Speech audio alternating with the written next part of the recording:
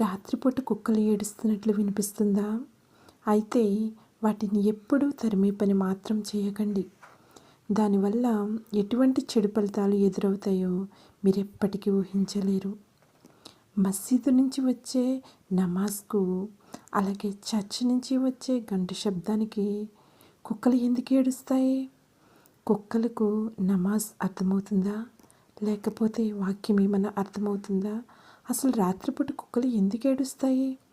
ఇదేమైనా చెడు సూచనలకు కారణమా? కుక్కలు ఎవరైనా చనిపోతే ఏడుస్తూ ఉంటాయి. కుక్కలకు ఆత్మలు కనిపిస్తాయా?